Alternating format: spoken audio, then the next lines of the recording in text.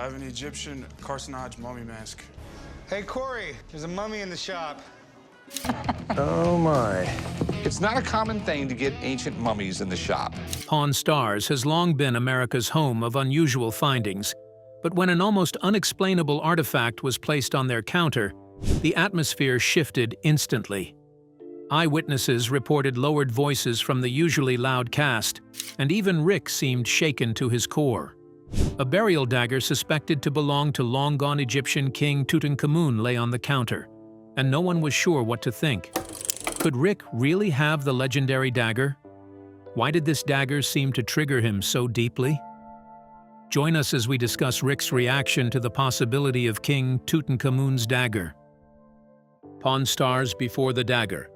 Before the camera rolled and launched Pawn Stars into the spotlight, the gold and silver pawn shop was just another family business in 80s Las Vegas that was trying to keep its head above water.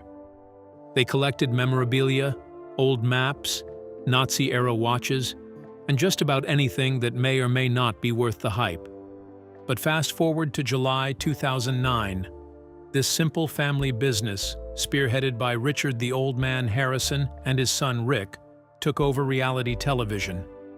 If anyone wanted to sell an artifact or found an item they weren't sure of, the gold and silver pawn shop became that place to go. Once they were in the spotlight, they had more weird collectibles arriving right at their doorstep. For context, some guy came in with an ancient Egyptian scarab ring from the 18th century. Obviously, these were just her own words with nothing concrete enough to back them up. But on Pawn Stars, they never move on with risky deals without ever reaching out to their experts on the subject. They were just as important as the shop attendants to the show, and Rick Harrison knew it too. Soon, they discovered that the client had actually brought in an ancient artifact that belonged in a museum. That meant only one thing. They now had to negotiate a fair deal, with the client having the strongest bargaining position. Not exactly how they would have wanted the deal to go, but when the story checks out, their hands are tied. But aside from the consistent trading, humor, and tension, the Pawn Stars team is known to revel in every find, no matter how much it costs them to pry it away from a client. It was a small price to pay for preserving history and keeping the show running, but it gets even trickier. Running a show that encourages the collection and preservation of antiques only means one thing. At some point, unexplainable and eerily disturbing parts of history might make their way to the shop. Ancient maps, 90s video games, or old American muscle cars weren't always going to be the popular items. For context, a client came into the shop with an 1827 tonsillatum, a crude device that exposed the weird ways of medical surgery in the past. It was scary, and more importantly, unsafe. It left behind dangerous tissues in a patient's throat whenever a surgeon used the device to snip off their tonsils. But even beneath the weird and oddly disturbing discoveries, reports point to an off-camera transaction with a client about the burial dagger of Egypt's King Tutankhamun, who is long lost to the Egyptian sands. However, this isn't the first time that something like this has happened.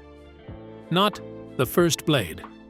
When a show about the collection of history's greatest finds has been going on for almost 2 decades, the cast has definitely seen it all. They have had fake edge blade weapons brought to the shop on so many occasions, with clients who are just looking for a payday in a pawn shop. In one of the show's most famous episodes, a client walked in confidently with 2-edged weapons, including a small dagger and a larger one. Although it was nothing compared to finding King Tut's dagger, the client also believed that he was holding on to a piece of history that no one else had. Everything has a story, but not every story is necessarily true. For years, that has been the mantra guiding the show, and they just weren't ready to compromise. So they brought their famous military weapons and blade expert, Jeff. At first, the client claimed that the dagger holds significant value to him. According to his account, it had been passed down for at least 2 generations before him. He revealed that his grandfather picked up the dagger in Europe sometime during World War II. For Rick, that was one fascinating story, but in the end, he was still running a business, so backstory sentiments are worth way less than actually confirming the truth behind the dagger. First, he tested the dagger and figured it was a reproduction. In fact, it wasn't silver at all. Rick revealed that oxidized silver only turns black, but on this supposedly old dagger, it turned green. Also, the designs on the blade were definitely not handcrafted, as they should have been if his grandfather had picked it up during the Second World War. In fact, the blade underwent a process called photo etching. In that case, the forger places a photo negative above the blade and zaps it with a light to etch the image from the negative onto the steel blade. And just like that, a near-perfect counterfeit is made. But near-perfect doesn't fly at Pawn Stars, especially not under Rick's radar. But he still needed Jeff to confirm if the small dagger was worth anything. Jeff confirmed that the small dagger is from the 1900s and was used as a stealth weapon by Scottish soldiers, who placed the smooth side of the dagger against their skin when they hid it in their socks.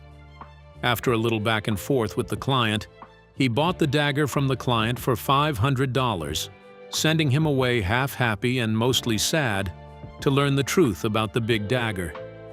While he took no pleasure from telling the client that a family heirloom is actually fake, learning that he might be faced with one of the most sought-after daggers in archaeology was just as fascinating for him as it was terrifying. But what exactly makes King Tut so sacred and his dagger so rare? Why King Tut's dagger is special? Every piece of history comes with a story, a culture, and in some cases, a whole civilization, and King Tut falls directly into this category. King Tutankhamun's dagger is a lens into his story as a 9-year-old pharaoh in Egypt. Inbreeding was a rather common trait in ancient Egypt. Consequently, he inherited congenital problems. He was plagued with a clubbed left foot and mild scoliosis in the spine, and also inherited some overbites within the royal class. But his medical problems, intensified by his burden as pharaoh at age 9, shortened his reign and his life. According to ancient reports from archaeologists and Egyptologists, his reign lasted even less than a decade, meaning he barely had the chance to achieve the monumental feats of decorated pharaohs like Ramses II. However, he wasn't without his achievements.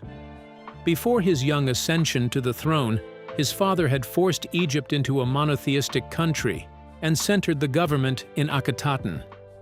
But when he turned king, he returned the government's central power to the city of Memphis and Thebes. While every archaeological find definitely has a story, and it wasn't Rick's first time having one in his possession, this one was different. He was reportedly being handed the original blade of a boy king, who changed the political landscape of Egypt in the short years that he lived as a pharaoh. Maybe he was right to be shaken. Eyewitnesses allege that he was uncertain how to respond to this off-camera client. But was that just because of King Tut's history? Absolutely not. It runs even deeper than that for Rick. In 1922, British archaeologist Howard Carter made a shocking discovery that sparked uncomfortable conversations about the pharaohs. He found King Tut's burial ground in the Valley of the Kings. This valley was a popular burial ground for pharaohs in ancient Egypt, existing just across the Nile River in a city called Luxor. While most pharaohs' tombs had probably been looted with their gold adornments missing, King Tut's tomb was found intact. His mummified body remained untouched, and his adornments, which once suggested opulence and wealth, were intact too. Speaking of opulence, gold was not the end-all, be-all standard measure of wealth at the time. Every pharaoh and noble had it at the time. However, there was something else. Something rarer and more difficult to mold into other shapes at the time: iron. When the archaeologist found King Tut's tomb, he discovered 2 daggers. One was made of pure gold, while the other bore a more distinctive signature. It was made from iron with a decorated gold handle and a crystal knob. The dagger had been carefully placed in his mummy wrappings, holding it safely between his thighs. But if this shadow client really did offer the artifact to Rick, what exactly did he seem so afraid of? Mummies just won't let go. Archaeologists finding rare pieces around the world is one thing, but when it's an artifact from a mummified pharaoh, it's a different ballgame. After the archaeologists found King Tut's tomb in 1922, the golden dagger rarely made headlines. It was strange, but a little bit of backstory gave the world some perspective. In Bronze Age Egypt, iron was a much rarer find and was reportedly given as huge gifts to the highest echelon of royalty. Fast forward 3 years after Howard made his discovery. The blade was reportedly returned to the Museum of Cairo. Egypt was never letting such a national treasure out of its sight. But did that stop Howard from carting away other artifacts in the tomb? Unfortunately, it was not. The Egyptian government had reportedly suspected Carter of stealing from the hoard of treasure found in the pharaoh's tomb. But they had little proof until 2023, when an unpublished letter between Sir Alex Gardner and Howard Carter resurfaced. Howard had reportedly enlisted his help in translating hieroglyphs found in the 3,300-year-old tomb and later gave him a wam amulet used for offerings to the dead, assuring him that it had not come from the tomb. Delighted in his new gift, Sir Alex showed it to Rex Engelbach, the then British director of the Egyptian Museum in Cairo. And he found out a truth he had always suspected. The wam amulet did come from the tomb, and Howard had indeed taken it without the permission of the Egyptian government.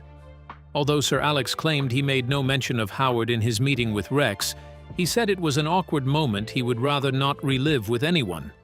But Sir Alex wasn't the only testifier to his greed.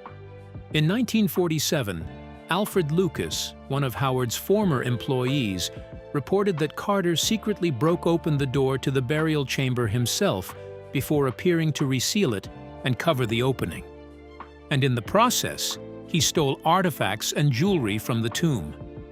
Consequently, every finger pointed at him as more than the man who discovered King Tut, but as a thief who looted his tomb. Howard's legacy was set, and in 2023, Bob Breyer, an experienced Egyptologist writing a book on the discovery of King Tut's tomb, discovered the letters. He also claimed that he would publish the truth in a forthcoming book from Oxford University Press, Tutankhamun and the Tomb That Changed the World. In that period of truth, a New York museum claimed that they had some of Howard's stolen artifacts and released 19 of them to Cairo without a fuss. For Rick, this wasn't just some dagger from the 90s with a complicated history.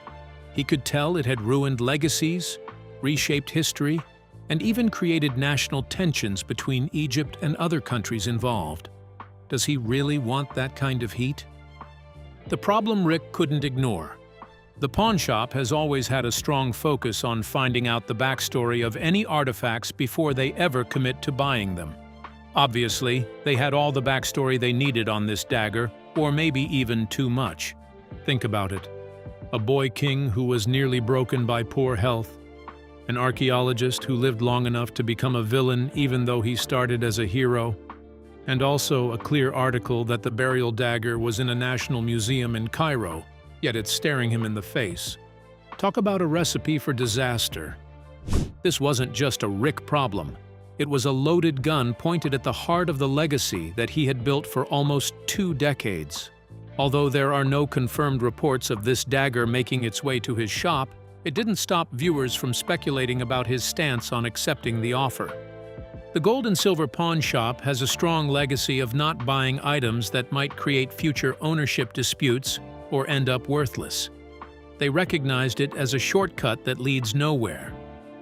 But it's not just a policy. Rick had actually been in this mess before. A woman brought a mini submarine to him, claiming someone had given it to her because they wanted it out of their yard. She wanted at least $25,000 for it, but Rick, ever the firm negotiator, paid only $3,000. As expected, the old man called him out for it. He hated that he had bought a submarine at all. In fact, he reminded him that they had created a no-boat policy, especially because his son had once purchased a boat, and both Rick and the old man made sure to goad him about it. But Rick believed he had made the right choice. Although he was getting absolutely grilled by the old man, They finally found an expert on submarines, who claimed the whole submarine was basically broken anyway and was a far cry from its original $150,000 worth. At first, it seemed like a lost cause, and the old man had Rick on the ropes. But when the expert went further, they discovered parts of it could be sold for a profit of well over $7,000. Was it a big win? Absolutely. But is it a risk that the company would like to take again? Absolutely not. And somehow, for Rick, buying a rare dagger with such history behind it was a risk even bigger than buying a mini submarine. At least a submarine did actually come with an owner, legal documents, and a transaction video on the show. But the mystery around this dagger was more than just a shot at a backdoor deal. It was a warning and a problem that Rick could not ignore. Rick knew the risk of bad deals and difficult negotiations. After 2 decades, no one knew the cost of a bad headline more than Rick Harrison. The cost of a bad headline. For most businesses, one bad headline might cost them a few $1,000s. But for a corporation with a serious television reputation, Pawn Stars was in the eye of the storm, and one wrong move might sweep it all away. Imagine losing almost 20 years of successful television experience because of a dagger. Maybe an argument could be made that it belonged to King Tut. It was still a dagger to his own family legacy. It was more than a disservice to himself. It was also a disservice to his late father, Richard the Old Man Harrison. Talking about Rick, Pawn Stars, and bad headlines, Rick was no stranger to the dangers of bad headlines. For context, he lost one of his kids to the debilitating effects of controlled substances. The headlines were brutal, with Rick being made the face of a negligent father. The questions were scathing. How did a man spend his whole life at work, pleasing the fans and losing his own flesh and blood to methamphetamine? He had been in television for almost 2 decades, so he knew how the PR game worked. He chose silence for a few years after his son died, and the scathing headlines kept coming. But silence isn't always good for public image. Sometimes a much louder cleanse is needed, and he knew it too. So he chose to give a tell-all interview to Graham Bensinger, an independent journalist with his own syndicated sports and interview programs. In his sit-down with Graham, he revealed that he did take care of Adam and never neglected him, contrary to what the headlines suggested. In fact, he put him through more rehabilitation centers than any father could take. But every time he seemed close to making some sort of progress, he just fell back into it. He in